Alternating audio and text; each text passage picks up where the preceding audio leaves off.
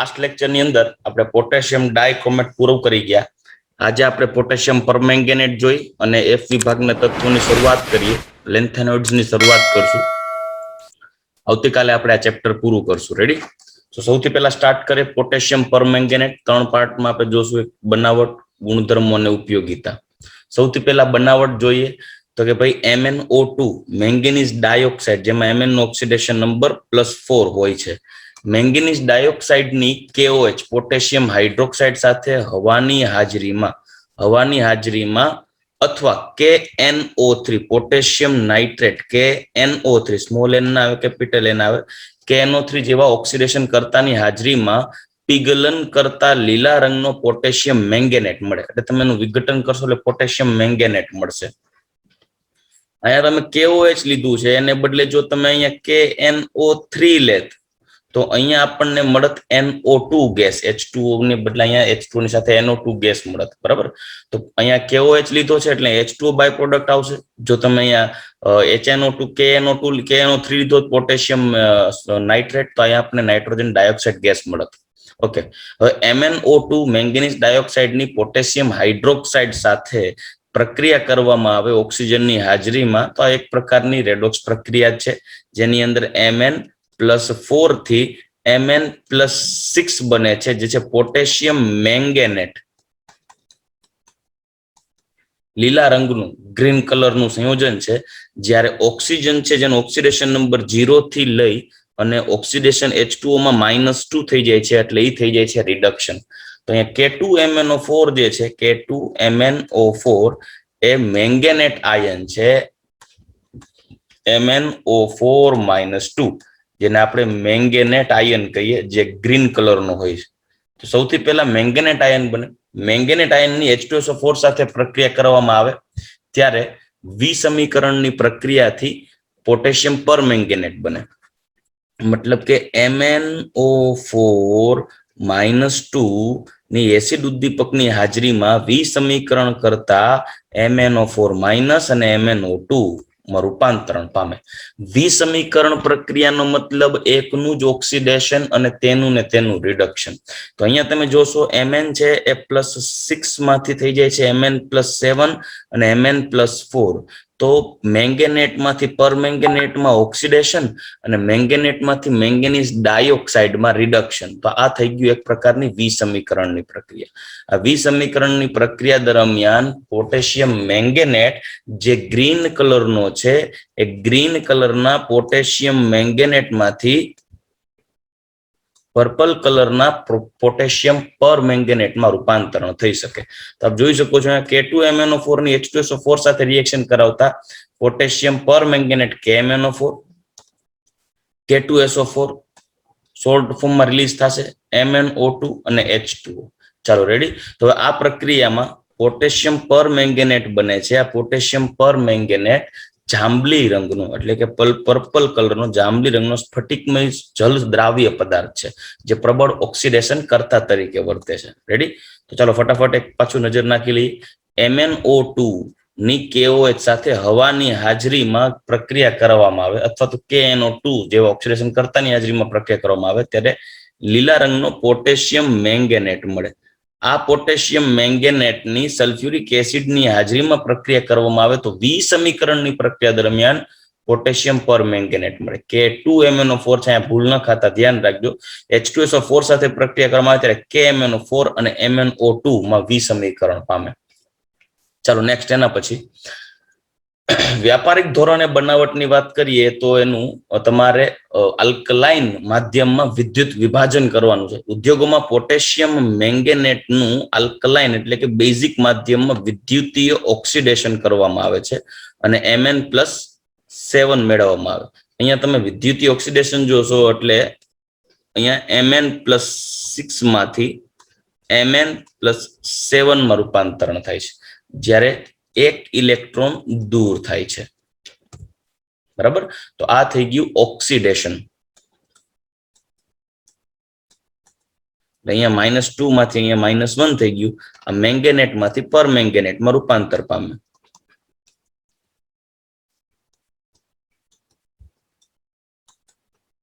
ચાલો રેડી? લેબોરેટરીમાં એની રચના માટે Mn+2 ધરાવતા ક્ષારની પરઓક્સો ડાયસલ્ફેટ એટલે કે S2O8-2 જેને આપણે પર ડાયસલ્ફેટ આયન તરીકે પણ ઓળખી શકીએ સાથે પ્રક્રિયા કરવામાં આવે ત્યારે Mn+2 ઓક્સિડાઇઝ થઈ MnO4- અને S2O8-2 રિડ્યુસ થઈ અને સલ્ફેટ આયનમાં રૂપાંતરણ પામે. ખાસ ધ્યાન દેજો, અહીંયા Mn+2 MnO4- માં ઓક્સિડેશન પામે, જ્યારે S2O8-2 પર ડાયસલ્ફેટ આયન એ સલ્ફેટ આયનમાં રિડ્યુસ થાય. પણ અહીંયા રિડક્શન સલ્ફેટ આયનમાં સલ્ફરનું રિડક્શન નથી થયું, પેરોક્સાઇડના ઓક્સિજનનું રિડક્શન થયું -1 માંથી -2. એટલે આ ખાસ ઇમ્પોર્ટન્ટ રિએક્શન છે. બેલેન્સ કરી શકીએ આપણે Mn+2 પ્લસ S2O8-2, એમાંથી બને MnO4- પ્લસ SO4-2, જેમાં અહીંયા Mn છે જેનો ઓક્સિડેશન આંક +2, અહીંયા સલ્ફર નો તો +6 જ હોય, પણ અહીંયા સલ્ફરમાં રહેલા 2 ઓક્સિજન એવા છે જે પેરોક્સાઇડ ફોર્મમાં હોય જેનો ઓક્સિડેશન આંક -1 હોય. અહીંયા આપણે સ્ટ્રક્ચર ડ્રો કરીએ તો S double bond O double bond O minus, S double bond O double bond O minus, જેમાં આ 2 છે આ 2 છે અહીંયા લખ્યા છે જે પેરોક્સાઇડ ફોર્મમાં હોય છે. અહીંયા Mn થઈ જાય છે +7, જ્યારે સલ્ફેટમાંના આ 2 ઓક્સિજન છે એટલે આમાંના જો 2 ઓક્સિજન એવા હોય છે જે -1 માંથી -2 માં રિડક્શન પામતા હોય છે. ચલો સમજાય છે કે નહીં? હા સર. વોઇસ આવે ને? ઓકે. હવે આપણે રિએક્શન ને આપણે જો બેલેન્સ કરીએ તો મલ્ટીપ્લાય બાય 2 કરવા પડશે રિએક્શન ને સંતુલિત કરવા માટે. તો અહીંયા મલ્ટીપ્લાય બાય 2 કરીએ તો અહીંયા થઈ જશે -2. અહીંયા મલ્ટીપ્લાય બાય 2 કરીએ કેમ કે 2 ઓક્સિજન છે તો -4. તો અહીં Mn+2 થી +7 એટલે કે 5 ઓક્સિડેશન આંકમાં 5 નો વધારો, -2 થી -4 ઓક્સિડેશન આંકમાં 2 નો ઘટાડો. બરાબર. તો એને મલ્ટીપ્લાય બાય અહીંયા 2 કરી દઈએ Mn માં, જ્યારે અહીંયા સલ્ફેટમાં મલ્ટીપ્લાય બાય 5 કરી દઈએ તો થઈ જશે.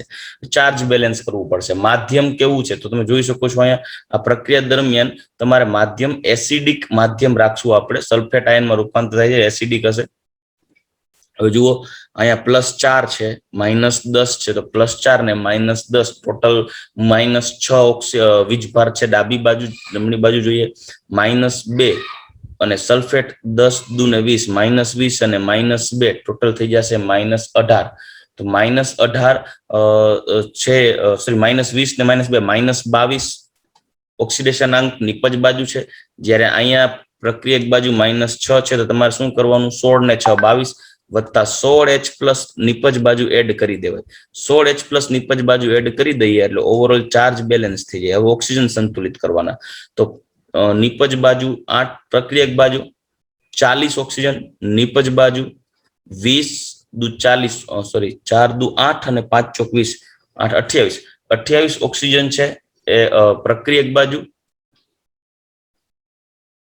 8 પંચા 40 ઓક્સિજન છે એ પ્રક્રિયક બાજુ છે, 40 ઓક્સિજન, જ્યારે અહીંયા 4 દુ ને 8 10, સોરી સલ્ફેટ છે 10, 5 દુ 10 થી મારે 10 સલ્ફર અહીંયા કરવા પડશે સલ્ફેટ. ચલો હવે જોઈએ. 4 10 20 થઈ ગયા એટલે 10 ચોક 40, આ 4 દુ 8, 48 ઓક્સિજન નિપજ બાજુ, 40 ઓક્સિજન પ્રક્રિયક બાજુ, એટલે આપણે 8H2 એડ કરવા પડે પ્રક્રિયક બાજુ. તો ઓવરઓલ આ રિએક્શન બેલેન્સ થઈ ગઈ. તો આખી બેલેન્સ્ડ રિએક્શન ટેક્સ્ટબુક ની અંદર આપી છે જે આપણે રેડોક્સ થી બેલેન્સ કરી. Mn+2 નું MnO4- માં ઓક્સિડેશન થયું, જ્યારે પર ડાયસલ્ફેટ આયન નું સલ્ફેટ આયનમાં રિડક્શન થયું છે લેબોરેટરી સ્કેલ ઉપર આ રિએક્શન થઈ. રેડી? તો આ પ્રક્રિયા થઈ ગઈ KMnO4 ની બનાવટમાં. એક બનાવટ પાછું બોલું, એક બનાવટ MnO2 ની KOH અથવા તો KNO2 સાથે હવાની હાજરીમાં પીગલન કરવામાં આવે તો પણ રિડક્શન થી પોટેશિયમ મેંગેનેટ બને ગ્રીન કલરનો. આ પોટેશિયમ મેંગેનેટ H2SO4 સાથે રિએક્શન કરશે અને પોટેશિયમ પરમેંગેનેટ અને MnO2 આ 2 ભાગમાં વિષમીકરણ પામશે. પોટેશિયમ પરમેંગેનેટ જાંબલી કલરનો, MnO2 પાછું મળે પુનઃ પ્રક્રિયા કરવા માટે. નેક્સ્ટ રિએક્શન છે MnO4-2 એટલે પોટેશિયમ મેંગેનેટ છે એનું વિદ્યુતીય આલ્કલાઇન માધ્યમમાં ઓક્સિડેશન કરવામાં આવે તો એનોડ ઉપર પોટેશિયમ પરમેંગેનેટમાં કન્વર્ટ થાય, ઇલેક્ટ્રોન દૂર થાય. લેબોરેટરીમાં Mn+2 ધરાવતા ક્ષારની પર ડાયસલ્ફેટ સાથે પ્રક્રિયા કરવામાં આવે તો Mn+2 છે એ પરમેંગેનેટ આયન MnO4- માં રૂપાંતર થાય, જ્યારે પર ડાયસલ્ફેટ આયન છે H2O8-2 જે સલ્ફેટમાં રિડક્શન પામશે. તો આ પ્રક્રિયા થઈ ગઈ KMnO4 ની બનાવટ. હવેના ગુણધર્મો તરફ આગળ વધીએ. તો પોટેશિયમ પરમેંગેનેટ ઘેરા જાંબુડિયા રંગનો સ્ફટિકમય ઘન પદાર્થ છે. તેનું બંધારણ KClO3 જેવું છે. તો કેવું એનું બંધારણ છે? તો કે KMnO4 KClO3 છે ને પોટેશિયમ ક્લોરાઇડ છે, આ ખોટું છે. તેનું બંધારણ KClO4 જેવું છે, પોટેશિયમ પર ક્લોરાઇડ જેવું છે. આ પર મેંગેનેટ છે ને પર ક્લોરેટ છે, પોટેશિયમ પર ક્લોરેટ જેવું એનું બંધારણ છે. ચતુષ્ફલકીય બંધારણ હોય. અહીંયા double bond O, double bond O, double bond O, અહીંયા O - K+, પોટેશિયમ પર મેંગેનેટ. નીચા તાપમાને તે પાણીમાં અલ્પદ્રાવ્ય હોય છે. 273 કેલ્વિન તાપમાને એ 6.4% વેઇટ બાય વેઇટ એનું સોલ્યુશન બનાવે છે. બરાબર. તેને ગરમ કરતા તેની દ્રાવ્યતા વધે છે. 513 કેલ્વિન જેટલા ઊંચા તાપમાને ગરમ કરતા તેનું વિઘટન થઈ જાય છે. મતલબ ઊંચા તાપમાને પોટેશિયમ પર મેંગેનેટ KMnO4 વિઘટન પામી અને પુનઃ વિઘટન પામી વિસમીકરણ દ્વારા પોટેશિયમ મેંગેનેટ અને MnO2 બનાવે અને ઓક્સિજન દૂર કરે. બરાબર. તો પોટેશિયમ પર મેંગેનેટ પોટેશિયમ મેંગેનેટમાં રૂપાંતર પામે. એટલે 513 કેલ્વિન તાપમાને તમે જ્યારે એને ગરમ કરશો ત્યારે આ જાંબલી રંગનો પોટેશિયમ પર મેંગેનેટ વિઘટન પામી લીલા રંગના પોટેશિયમ મેંગેનેટમાં રૂપાંતર પામે. ચાલો હવે આગળ. તે સ્વભાવે પ્રતિચુંબકીય ગુણધર્મ ધરાવે છે. સ્વાભાવિક છે, સ્વભાવ પ્રતિચુંબકીય ગુણધર્મ એટલે ધરાવે છે કેમ કે MnO4- માં Mn નો ઓક્સિડેશન નંબર હોય છે +7 અને +7 હોય ત્યારે પ્રત્યેક બાહ્ય કક્ષક Mn ની બાહ્ય કક્ષક કઈ 3D 0 હોય અને 4s પણ 0 હોય. મતલબ બાહ્ય કક્ષકો બધી ઇલેક્ટ્રોનથી ખાલી હોય, પરિણામે એની અંદર ચુંબકત્વ જોવા મળતું નથી. આથી સ્વભાવે તે પ્રતિચુંબકીય છે. ચાલો નેક્સ્ટ ના પછી ઉપયોગિતામાં આગળ વધીએ. કાર્બનિક સંયોજનોના સંશ્લેષણમાં પ્રબળ ઓક્સિડેશન કરતા તરીકે ઉપયોગી છે. KMnO4 આપણે ઓર્ગેનિક કમ્પાઉન્ડ્સમાં ઓક્સિડેશન કરતા તરીકે વાપરીએ છીએ. આલ્કોહોલને, પ્રાથમિક આલ્કોહોલને કાર્બોક્સિલિક એસિડમાં, એરોમેટિક હાઇડ્રોકાર્બન ટોલ્યુઇનને બેન્ઝોઇક એસિડમાં રૂપાંતરણ કરવા માટે અથવા આલ્ડીહાઇડને કાર્બોક્સિલિક એસિડમાં રૂપાંતરણ કરવા માટે આપણે પોટેશિયમ પર મેંગેનેટનો ઉપયોગ કરીએ છીએ. કીટોનનું ઓક્સિડેશન કરવાનું તેને અનુવર્તી કાર્બોક્સિલિક એસિડનું મિશ્રણ મેળવવા માટે પણ KMnO4 નો ઉપયોગ કરીએ છીએ એઝ ઓક્સિડાઇઝિંગ એજન્ટ. કાગળ, રેશમ, કાપડ જેવા ઉદ્યોગમાં વિરંજક એટલે બ્લીચિંગ એજન્ટ તરીકે જીવાણુનાશી ગુણધર્મ ધરાવતો હોવાથી મુખને જીવાણુ રહિત કરવા એટલે ડિસઇન્ફેક્ટન્ટ તરીકે ઉપયોગી છે. તેના જલીય દ્રાવણના કોગળા કરવામાં આવે છે. એન્ટીસેપ્ટિક આપણે જેને કહેવાય જીવાણુનાશી એન્ટીસેપ્ટિક તરીકે યુઝ કરી શકાય. રેડોક્સ અનુમાપનોમાં આયર્ન 2 અને ઓક્ઝેલિક એસિડ H2C2O4 નું પ્રમાણ જાણવા માટે વાપરી શકાય છે. કારણ કે રેડોક્સ અનુમાપનોમાં જેમ K2Cr2O7 વપરાય એમ KMnO4 પણ રેડોક્સ અનુમાપનોમાં યુઝ થાય છે. આ રેડોક્સ અનુમાપનોમાં KMnO4 Fe+2 ને Fe+3 માં ઓક્સિડાઇઝ કરશે અને KMnO4 એ એસિડિક માધ્યમ હોય તો Mn+2 માં રિડ્યુસ થાય.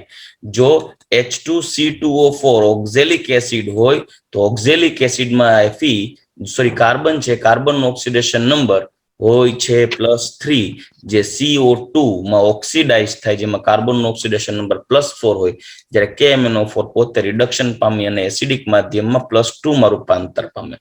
યાદ કરજો, એસિડિક માધ્યમ હોય ત્યારે MnO4- માં Mn+7 એ Mn+2 માં રૂપાંતરણ પામે, 5 ઇલેક્ટ્રોન સ્વીકારી રિડક્શન પામે. આથી એનો ઇક્વિવેલેન્ટ વેઇટ હોય એ મોલેક્યુલર વેઇટ ડિવાઇડ બાય 5 થાય. બરાબર.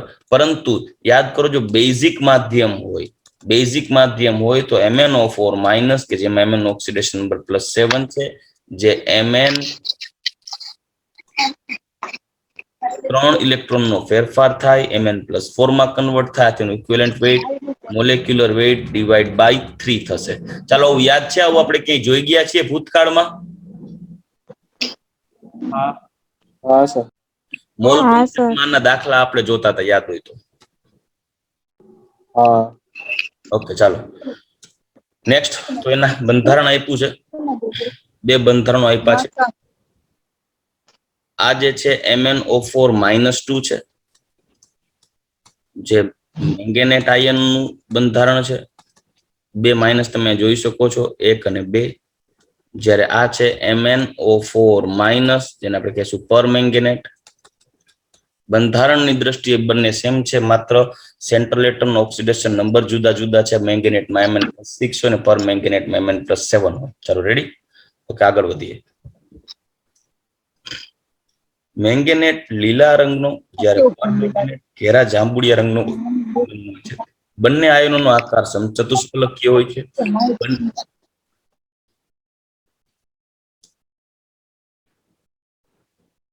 બંનેના બંધારણમાં ઓક્સિજનની 2p કક્ષક અને મેંગેનીઝની 3d કક્ષક સંમિશ્રણ પામીને પાઈ બંધ રચે, જે p-ડી બંધ કહે છે. ખરેખર p-ડી બંધ નથી, બાય મિસ્ટેક p-ડી લખ્યું છે.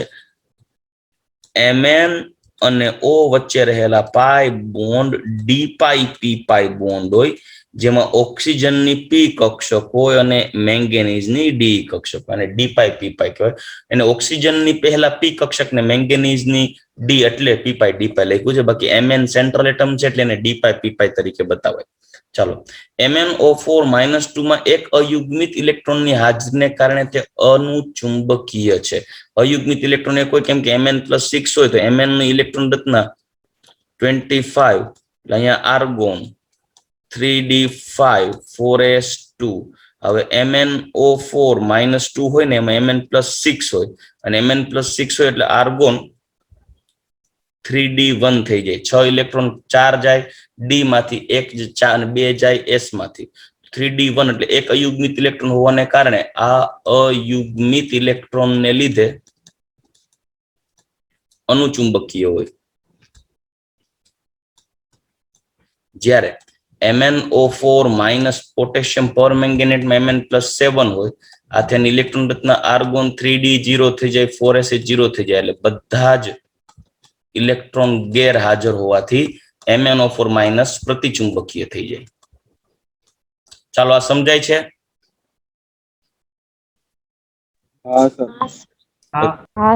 MnO4-2 માં એક અયુગ્મિત ઇલેક્ટ્રોન હોવાથી તે અનુચુંબકીય, જ્યારે MnO4- માં અયુગ્મિત ઇલેક્ટ્રોન ગેરહાજર, આથી તે સ્વભાવે પ્રતિચુંબકીય હોય છે. ચાલો નેક્સ્ટ, હવે સીધા એના ગુણધર્મો ઉપર આગળ વધીએ. તો MnO4- નું ઓક્સિડેશન કરતા વલણ, મતલબ તે પોતે ઓક્સિડાઇઝિંગ એજન્ટ તરીકે વર્તે છે, અને પ્રત્યેક ઓક્સિડાઇઝિંગ એજન્ટ તરીકે જ્યારે વર્તે ત્યારે MnO4- છે એ સીધો Mn+2 માં જ ઓક્સિડાઇઝ થાય, જો માધ્યમ એસિડિક હોય તો. એટલે આપણે એસિડિક માધ્યમ તરીકે ધ્યાનમાં લઈએ, અહીંયા +7 અહીંયા +2, તો કેટલા ઇલેક્ટ્રોન દૂર સ્વીકારાય છે? તો કે 5 ઇલેક્ટ્રોન સ્વીકારે છે.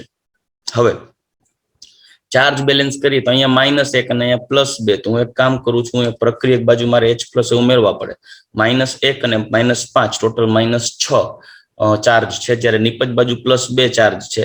તો પરિણામે મારે પ્રક્રિયક બાજુ 5 ને 6 ને 2 8H+ પ્રક્રિયક બાજુ ઉમેરવાના. હવે ઓક્સિજન બેલેન્સ કરીએ તો નિપજ બાજુ 4H2 લખી દઈએ, તો આ એક અર્ધ પ્રક્રિયા પૂર્ણ થઈ ગઈ, રિડક્શન અર્ધ પ્રક્રિયા MnO4 ની. ઓક્સિડેશન કરતા તરીકે વર્તે ત્યારે તે પોતે H2C2O4 હોય એને CO2 માં ઓક્સિડાઇઝ કરે, Fe+2 હોય એને Fe+3 માં ઓક્સિડાઇઝ કરે, આલ્કોહોલ હોય એને કાર્બોક્સિલિક એસિડ RCOOH માં કન્વર્ટ કરે, જે આપણે ઓલરેડી ઓર્ગેનિક રિએક્શન્સમાં જોઈ ગયા છીએ. SO2 હોય એને SO4-2 માં ઓક્સિડાઇઝ કરે. બરાબર, તો ચાલો આપણે ફટાફટ એકવાર નજર નાખી લઈએ.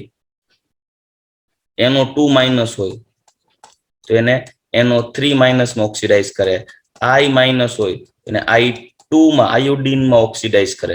રેડી? તો આ અહીંયા બાકી KMnO4 અહીંયા લખવામાં આવે, માધ્યમ એસિડિક હોય તો અહીંયા સીધો બની જાય Mn+2. ચાલો ક્લિયર? हाँ सर. Okay done. ચાલો તો MnO4 માઇનસ એ ઓક્ઝેલેટ નું CO2 માં આયર્ન 2 એટલે Fe+2 ફેરસ આયન નું Fe+3 આયન માં, નાઇટ્રાઇટ NO2 માઇનસ ને નાઇટ્રેટ આયન માં અને આયોડાઇડ આયન ને આયોડીન માં ઓક્સિડેશન કરે છે. આ પ્રક્રિયામાં રિડક્શન કરતાઓની ઓક્સિડેશન અર્ધ પ્રક્રિયાઓ નીચે મુજબ છે, કેમ કે આ બધા રિડક્શન કરતા થાય કેમ કે બધાનું ઓક્સિડેશન થાય છે, જ્યારે KMnO4 ઓક્સિડેશન કરતા છે કેમ કે એ રિડક્શન પામીને Mn+2 માં કન્વર્ટ થાય છે. તો અહીંયા તમને આપ્યું છે ઓક્ઝેલેટ આયન C2O4-2 એમાંથી 10 CO2 બને, 10 ઇલેક્ટ્રોન દૂર થશે ઓવરઓલ. 5 CO2 માંથી 10 ઇલેક્ટ્રોન, 5 ઓક્ઝેલેટ આયન માંથી 10 ઇલેક્ટ્રોન દૂર થશે. બરાબર? તો અહીંયા તમે જોઈ શકો છો, તમને જસ્ટ જનરલ ઇન્ફોર્મેશન આપી સમજી શકો. એટલે અહીંયા માઇનસ ચાર્જ હોય, માઇનસ ચાર્જ હોય તો આ 2 ઇલેક્ટ્રોન દૂર કરી દઈએ એટલે અહીંયાથી CO2 બની જાય. 5 મોલા યુઝ કરો એટલે 5 દૂને 10 ઇલેક્ટ્રોન દૂર થઈ જશે. બરાબર?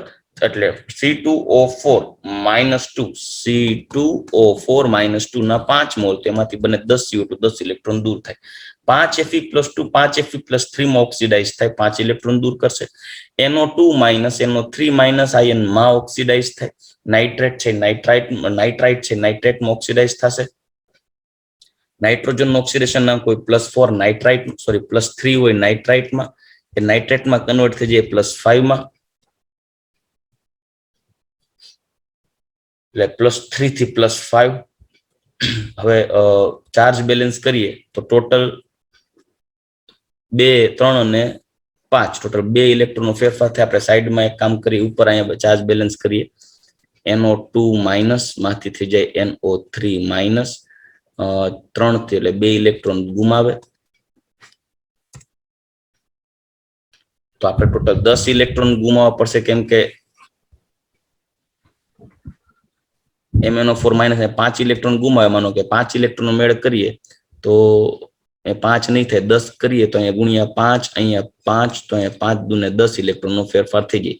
ચાર્જ બેલેન્સ કરીએ તો અહીંયા 5 માઇનસ છે, અહીંયા -5 ને -10 બીજા -15. તો એક કામ કરું, -15 છે તો 10H+ નીપજ બાજુ નાખી દઈએ તો થઈ જાય. બરાબર? 10H+ નીપજ બાજુ નાખી દીધા. હવે ઓક્સિજન બેલેન્સ કરીએ. 5 તેરી 15 ઓક્સિજન ને 5 દુ 10, તો 5H2O પ્રક્રિયા એક બાજુ નાખી દે. ઓવરઓલ ચાર્જ બેલેન્સ થઈ ગયો, ઓક્સિજન બેલેન્સ થઈ ગયા, હાઇડ્રોજન બેલેન્સ થઈ ગયા. રેડી? તો અહીંયા જોશો 5NO2 minus + 5H2O, it gives 5NO3 minus + 10H+ + 10 electron. તો 10 ઇલેક્ટ્રોન છે એ ઓક્સિડેશન પ્રક્રિયા દરમિયાન મુક્ત થાય તો સામે 2 મોલ KMnO4 થઈ અને 10 ઇલેક્ટ્રોન લઈ લેશે, કેમ કે 1 KMnO4 5 ઇલેક્ટ્રોન મેળવે તો 2 KMnO4 10 ઇલેક્ટ્રોન મેળવશે. ચાલો હવે MnO4 માઇનસ ઓક્સિડેશન કરતાની રિડક્શન અર્ધ પ્રક્રિયાઓ. MnO4 નું રિડક્શન H+ આયનની સાંદ્રતા ઉપર આધાર રાખે છે. હવે જો રિડક્શન અર્ધ પ્રક્રિયામાં જો 1 ઇલેક્ટ્રોનનો ફેરફાર થાય, 1 ઇલેક્ટ્રોનનો ફેરફાર થાય ત્યારે એ +4 થી +6 માં કન્વર્ટ થાય, +7 થી +6 માં કન્વર્ટ થાય. જો 5 ઇલેક્ટ્રોનનો ફેરફાર થાય તો +7 થી +2 માં કન્વર્ટ થાય. 3 ઇલેક્ટ્રોનનો ફેરફાર થાય તો Mn+7 થી Mn+4 માં કન્વર્ટ થાય. આ એસિડિક માધ્યમ, બેઝિક માધ્યમ આપણે ચોખવટ કરી હતી. બરાબર? ચાલો હવે જો દ્રાવણમાં H+ ની સાંદ્રતા 1 મોલર હોય ત્યારે MnO4 માઇનસ એ પાણીનું ઓક્સિડેશન કરવું જોઈએ, પરંતુ આ પ્રક્રિયા પ્રાયોગિક રીતે અત્યંત ધીમી છે. આ પ્રક્રિયા જ્યાં સુધી દ્રાવણમાં Mn+2 ન બને અથવા તાપમાન વધારવામાં ન આવે ત્યાં સુધી ધીમી હોય છે. મતલબ કે અહીંયા તમને ચોખવટ કરી દઉં છું, આ તમારે જો મગજમાં ન રાખવું હોય ને ડિલીટ કરવું હોય તો એક જ વસ્તુ ક્લિયર રાખવાની, એસિડિક માધ્યમ હશે તો KMnO4 છે, તમને કીધું તો પાણીનું પણ તમારે ઓક્સિડેશન કરવું પડે, પણ પ્રક્રિયા ધીમી હોવાથી MnO4 માઇનસ પોતે રિડક્શન પામી +7 થી Mn+2 માં કન્વર્ટ થશે. આ મગજમાં રાખવાનું. બેઝિક માધ્યમ હોય ત્યારે MnO4 માઇનસ એ +4 માં કન્વર્ટ થાય. 5 ઇલેક્ટ્રોનનો ફેરફાર એસિડિક માધ્યમમાં, 3 ઇલેક્ટ્રોનનો ફેરફાર બેઝિક માધ્યમમાં અને ન્યુટ્રલ માધ્યમ હોય એટલે કે જ્યારે એની સાંદ્રતા ખૂબ ઓછી હોય દ્રાવણની, એટલે પીએચ ખૂબ ઓછી હોય, ન્યુટ્રલ એટલે 7 ની નજીક હોય, સોરી પીએચ વધારે હોય, એસિડિકતા ઓછી હોય, તો Mn +4 6 માં કન્વર્ટ થઈ જાય +7 થી, એટલે 1 ઇલેક્ટ્રોનનો ફેરફાર થાય. ચાલો નેક્સ્ટ, હવે આપણે સીધો જે પોઈન્ટ આવ્યા એ છે એફ વિભાગના તત્વો. એફ વિભાગના તત્વોની શરૂઆત કરીએ, પછી 1 by 1 એક એક એલિમેન્ટ જોઈએ. એફ વિભાગના તત્વોને મુખ્યત્વે બે ભાગમાં વર્ગીકૃત કરવામાં આવે છે, એક લેન્થેનોઇડ શ્રેણી અને એક એક્ટિનોઇડ શ્રેણી. લેન્થેનોઇડ ની શ્રેણીની શરૂઆત થાય, એક સેકન્ડ અહીંયા બતાવું, બે પાર્ટમાં વર્ગીકૃત કરવામાં આવે છે એફ વિભાગને. એક લેન્થેનોઇડ્સ જેને LN દ્વારા દર્શાવાય, અને બીજું છે એક્ટિનોઇડ્સ જેને AN દ્વારા દર્શાવવામાં આવે. અહીંયાથી શરૂઆત થાય, બરાબર, અહીંયાથી શરૂઆત થાય છે. આ લેન્થેનમ છે ને સમૂહ નંબર 3 અને આવર્ત નંબર 6 નું તત્વ છે. એક્ટિનમ છે એ સમૂહ નંબર 3 અને આવર્ત નંબર 7 નું તત્વ છે. દરેકે દરેક એફ વિભાગના તત્વો સમૂહ નંબર 3 ની અંદર જ સમાઈ જાય છે. આ યાદ રાખો, સમૂહ નંબર 3 માં જ બધા જ એફ વિભાગના તત્વો આવી જાય છે. પણ હા, એમાંથી જે લેન્થેનોઇડ છે સમૂહ નંબર 3 આવર્ત નંબર 6 માં છે, જ્યારે એક્ટિનોઇડ છે સમૂહ નંબર 3 આવર્ત નંબર 7 માં છે. આથી સમૂહ નંબર 3 એ આ પિરિયોડિક ટેબલનો સૌથી મોટામાં મોટો સમૂહ છે કે જેમાં 32 એલિમેન્ટ સમાયેલા છે, જેમાં આખો એફ વિભાગી સમૂહ નંબર 3 માં આવી જાય. સમૂહ નંબર 3 આવર્ત નંબર 6 અને આવર્ત નંબર 7 માં વર્ગીકૃત થઈ જાય. લેન્થેનોઇડ્સ છે એ સીરિયમ થી લઈ અને લ્યુટેશિયમ સુધીના 14 તત્વો છે, જ્યારે એક્ટિનોઇડ્સ છે થોરિયમ થી લઈ અને લોરેન્સિયમ સુધીના 14 તત્વો છે. ટૂંકમાં 28 તત્વો છે એ એફ વિભાગમાં છે. આ લેન્થેનમ છે ને એ ડી વિભાગનું તત્વ છે, પરંતુ એના ઓલમોસ્ટ ગુણધર્મ એ લેન્થેનોઇડ્સ જેવા એફ વિભાગના તત્વોને મળતા આવે છે. આથી એનો ઉલ્લેખ છે લેન્થેનોઇડ્સનો અભ્યાસ વખતે કરવામાં આવે. સેમ એક્ટિનોઇડ્સ છે, એમાં એક્ટિનમ છે એ ડી વિભાગનો તત્વ છે, પરંતુ તેમના ગુણધર્મ એક્ટિનોઇડ્સને મળતા આવે છે. આથી એનો ઉલ્લેખ છે ડી વિભાગમાં, એફ વિભાગમાં કરવામાં આવે. પણ આ સીરિયમ થી લ્યુટેશિયમ ને લેન્થેનોઇડ્સ એટલે કહેવામાં આવે છે કે લેન્થેનમ પછીથી શરૂઆત થાય છે, લેન્થેનોઇડ્સ કહેવાય. અને થોરિયમ થી લોરેન્સિયમ ને એક્ટિનોઇડ્સ કહેવામાં આવે છે, જે એક્ટિનમ પછીથી ચાલુ થાય છે. એટલે ટોટલ 14 અહીંયાથી સ્ટાર્ટ થાય, સીરિયમ થી લઈ અને લ્યુટેશિયમ. સીરિયમ થી લઈ લ્યુટેશિયમ લેન્થેનોઇડ્સ છે, જ્યારે થોરિયમ થી લઈ અને લોરેન્સિયમ છે એ એક્ટિનોઇડ્સ છે. ચાલો ક્લિયર? હા. ઓકે, ચાલો લેન્થેનોઇડ્સ ના નામ દઉં તો સીરિયમ, પ્રાસોડિમિયમ, નાયોડિમિયમ, પ્રોમિથિયમ, સિમેરિયમ, યુરોપિયમ, ગેડોલિનિયમ, ટર્બિયમ, ડિસ્ટ્રોમિયમ, હોલ્મિયમ, અર્બિયમ, થુલિયમ, યટર્બિયમ, લ્યુટેશિયમ. શક્ય હોય નામ યાદ હોય તો ઠીક છે, બાકી તમને બધાને કોડ શીખડાવેલા છે મેં, છતાં એકવાર યાદ કરાવું. સિરિયાના પ્રાઇમ મિનિસ્ટર નંદલાલ પદ્માને સમજાવી યુરોપ ગયા, ત્યાં ગોળ ખાતા ટીબી અને ડાયરિયા થયા, પછી હોશ ગુમાવી અરબો કમાણા, ટમેટા જેવા યલો બ્લુ થઈ લૂંટાણા. આપણે એનો કોડ આપણે જોઈ ગયા હતા. જ્યારે થોરિયમ, પ્રોટેક્ટિયમ, યુરોપિયમ, નેપ્ચ્યુનિયમ, પ્લુટોનિયમ, અમેરિશિયમ, કેલિફોર્નિયમ, ક્યુરિયમ, બર્કેલિયમ, કેલિફોર્નિયમ, આઇન્સ્ટાઇનિયમ, ફર્મિયમ, મેન્ડેલિવિયમ, નોબેલિયમ ને લોરેન્સિયમ. આ જે તત્વ છે એ એફ વિભાગના આવર્ત નંબર 7 ના તત્વો છે, જેને આપણે એક્ટિનોઇડ્સ કહેવાય. થોરિયમ થી લોરેન્સિયમ, એનો કોડ હતો થોડે પહેલવાન ઉનસે નિપટેંગે, પુરાને આમ કમ બિકેંગે, કેફે में एस फरमाओ, मैडम नूडल्स लाओ.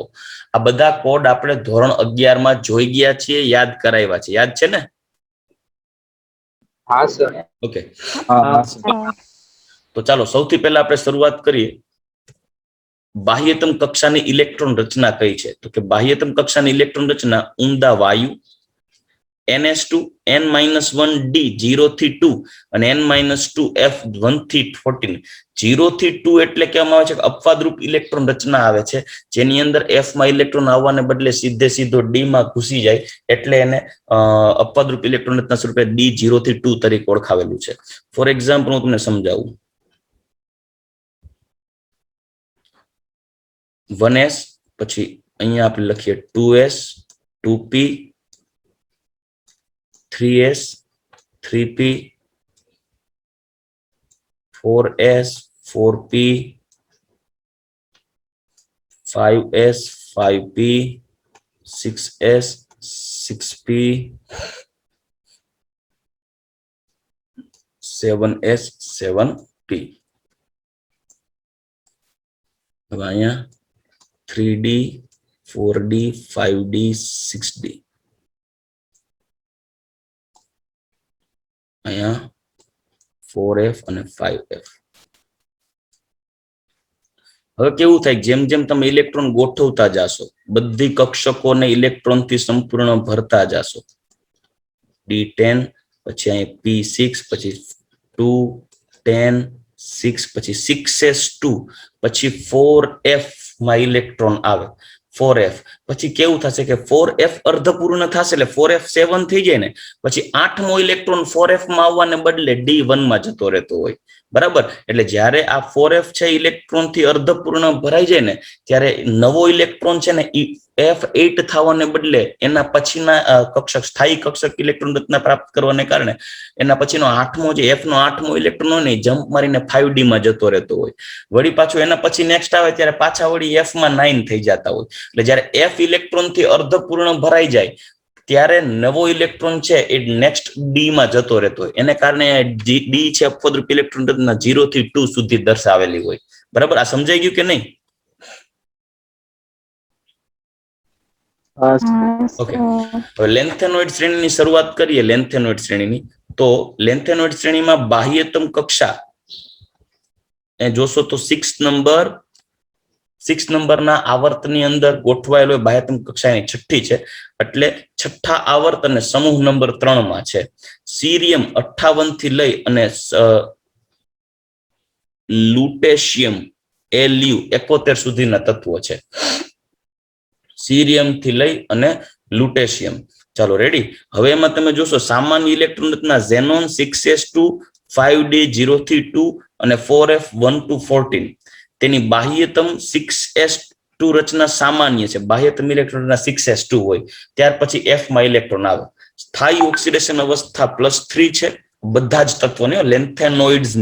લેન્થેનોઇડ્સના બધા તત્વોની સ્થાયી ઇલેક્ટ્રોન ઓક્સિડેશન અવસ્થા +3 છે. એટલે તમે કોઈ પણ લેન્થ સીરિયમ હોય તોય ભલે, પીએમ હોય તોય પણ ભલે, બધાની મહત્તમ સ્થાયી ઓક્સિડેશન અવસ્થા +3 છે, જેની સામાન્ય સંજ્ઞા છે Ln. Ln એટલે લેન્થેનોઇડ્સ. હવે તમને અપવાદરૂપ ઇલેક્ટ્રોન રચનાઓ જો અહીંયા દર્શાવી દીધી છે. અપવાદરૂપ ઇલેક્ટ્રોન રચનાઓ સીરિયમ છે. સીરિયમ 58 ઇલેક્ટ્રોન રચના ગોઠવો તો 2, 2, 4, 6, 10, 2, 12, 6, 18, 2, 20, 10, 30, 6, 36, 2, 38, 10, 48 ને 6, 54, પછી 55 અને 56 આપણે 6s2 માં 56. પછી તમે જોશો તો 57 અને 58 આ બે F માં આવવા જોઈએ ને, 57 અને 58 F માં આવવા જોઈએ. એને બદલે 57મો F માં આવે છે અને 58મો D માં જાય છે. મતલબ એની અપવાદરૂપ ઇલેક્ટ્રોન રચના છે. અહીં તમે જોઈ શકો છો આ સીરિયમની અપવાદરૂપ ઇલેક્ટ્રોન રચના છે. સંપૂર્ણ અપવાદરૂપ છે. મતલબ આમાં કોઈ એવું જેન્યુન ટેકનિકલ રીઝન તમને નહીં સમજાય કે જેને કારણે આપણે એવું કહી શકાય કે આની ઇલેક્ટ્રોન રચના આવી અપવાદરૂપ છે. લાઈક અર્ધપૂર્ણ કક્ષકો એને સ્થાયી રહેતી હોય તો સમજાય કે બાહ્ય કક્ષામાં જતું રહે, પણ આ એક અપવાદરૂપ ઇલેક્ટ્રોન રચના થઈ. પછી સીધું આવે ગેડોલિનિયમ 64. ગેડોલિનિયમ 64 ક્યારે થાય કે જ્યારે અહીંયા તમે જોશો 56 પૂરા થાય પછી 56 ને અહીંયા નાખશો 7, એટલે 58, 59, 60, 61, 62 ને 63. પછી 63 થઈ ગયા પછી 64મો ઇલેક્ટ્રોન 4f માં આવવાને બદલે સીધો 5d1 માં જતો રહેશે, કેમ કે 4f 7 થઈ જાય ને ત્યારે સ્થાયીતા પ્રાપ્ત કરે છે, એટલે ઇલેક્ટ્રોન 5d1 માં જતો રહે. એટલે અહીંયા થઈ ગયું જો 6s2 પછી 4f 7 અને 5d1 આ એક અપવાદરૂપ ઇલેક્ટ્રોન રચના થઈ ગઈ. અને પછી લ્યુટેશિયમ તો ટેકનિકલી લ્યુટેશિયમમાં 14 ઇલેક્ટ્રોન પૂર્ણ થશે, 71 છે એટલે અહીંયા 64 સુધી આવ્યો, પછી 65, 66, 67, 68, 69 અને 70 એ 4f14 થઈ જાય, 70 એ 14 થઈ જાય, પછી 71 માં સીધો 5d1 માં આવશે. એટલે તત્વ છે એફ વિભાગનું, પણ બાહ્ય કક્ષામાં ઉમેરાતું ઇલેક્ટ્રોન ગયો 5d1 માં, એટલે આને અપવાદરૂપ ઇલેક્ટ્રોન રચના કીધા. 3 તત્વો અપવાદરૂપ ઇલેક્ટ્રોન રચના દર્શાવે છે લેન્થેનોઇડ શ્રેણીમાં, એક સીરિયમ, એક ગેડોલિનિયમ અને એક લ્યુટેશિયમ. ચાલો ક્લિયર? હા. ઓકે. આમાં ટૂંકમાં તમારે કોઈ ખોટું વધારાના ઇલેક્ટ્રોન રચનાઓ કાંઈ યાદ રાખવાની જરૂર નથી, બરાબર? તો અહીંયા સુધી આપણે રાખીએ. આવતીકાલના આપણે લેક્ચરની અંદર આ ટોપિકને આગળ વધારશું અને કાલે આપણે ચેપ્ટર પૂરું કરશું. રેડી? અહીંયા આપણે આજનો લેક્ચર પૂરો કરીએ.